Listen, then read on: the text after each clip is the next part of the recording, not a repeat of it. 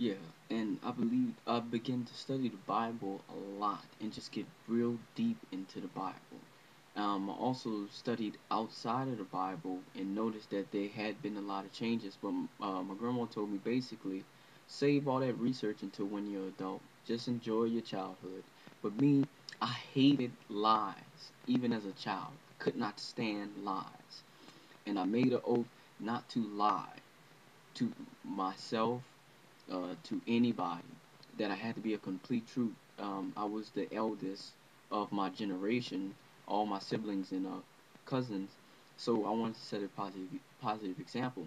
So didn't curse, began to curse for a little bit, but then I stopped completely because I didn't want to affect my cousins negatively.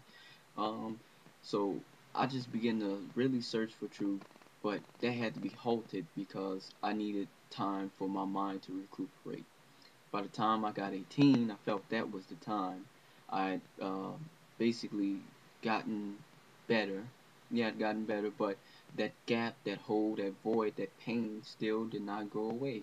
So I searched even more um, until now. Throughout all this time, me reading the Bible as just a teenager, not researching anymore, but just reading the Bible, I begin to see that this doesn't look like the people they describe in this book. Don't really seem too much like the people that they draw on pictures, and they don't really look like these people that they call Jews. Based on description, I say I know the Egyptians is black, and Moshe, he was in Pharaoh's house for about 40 years, and Pharaoh thought he was his grandson.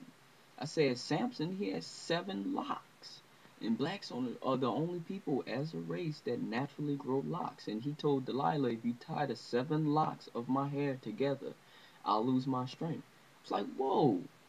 Then Absalom, he it was said that his hair grew so fast that every year it was so heavy he had to cut it.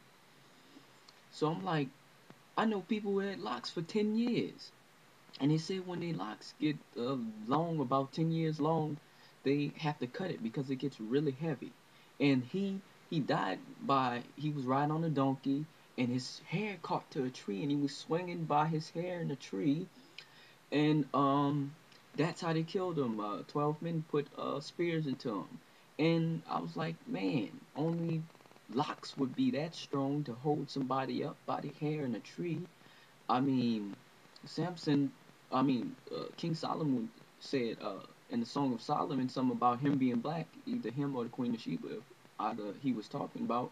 Um, the Joseph was sold into Egypt by his own brothers, and then when his brothers came to Egypt for famine, um, they couldn't tell him apart from the Egyptians. They didn't know that he was not Egyptian.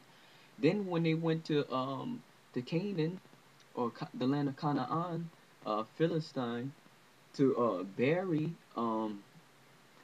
Israel, who is also called Jacob, um, the Canaanites could not tell the Hebrews apart from the Egyptians. They said this must be a great day of mourning for the Egyptians. They did not distinguish between them. I mean, it goes on and on and on. Joshua, or Yahushua, he went to Egypt to flee. He went to Egypt to hide.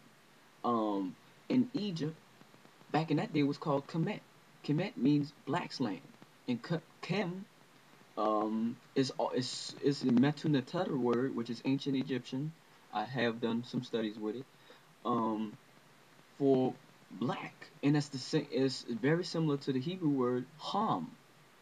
Ham, who was the who was the ancestor of the Egyptians, the Cushites, the uh, Puttites, and the Canaanites. So it Ham in Hebrew means hot. It means like hot, but it also means like you can translate it to maybe mean burnt. So you can assume that it's like black because something that is burnt is black. So Well, the word black in Hebrew is shahor. So I just wanted to make that correction because a lot of people say ha means black straight up. No, shahor is black, but ham is hot. Ham in modern Hebrew, ham in ancient Hebrew. Um, so they called it Black's Land, Hamet or Kemet. And they were also Hamites, which means that they had to have been black. So Joshua or Yahushua, uh, him and Joseph and Miriam, who is Joseph and Mary, fled to Egypt to escape the persecution of Herod, killing the firstborn male, killing every male Hebrew under the age of 5. Genocide, basically. So they fled to the black land. They wouldn't be able to blend in if the population was any color but black. So that means they had to have been black. Um, and there's other research to show that there was also 1 million and something Hebrews in the region. But there's to also prove that when Paul spoke to this Greek soldier in Greek, he said, "Are you not the Egyptian who rose up and caused a rebellion with like 4,000 murderers?" And then he said, "No, I'm Paul of Tarsus, a Hebrew." And many, many, many other things. I said, this can't be a book of the people they saying it is. Then you go to church and they got all these pictures, all these statues of wood and stone, of crosses, and a man crucified on a cross who they said was Jesus. And I'm like, all this don't make sense. So I started researching even more and getting deeper in the truth. I said by the time I got 18, I was like, I knew for sure this book was a book of the Hebrews, of black people.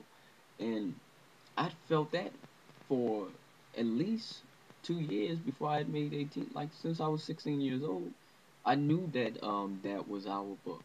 I felt the Most High showed me Himself. But so I began to research deeper by the time I got 18 and get further into the truth. And I start researching all kinds of things about Hebrew culture in the Bible, out the Bible, around the Bible. Start learning modern Hebrew. Um, I'll cut this video here and continue on my next clip.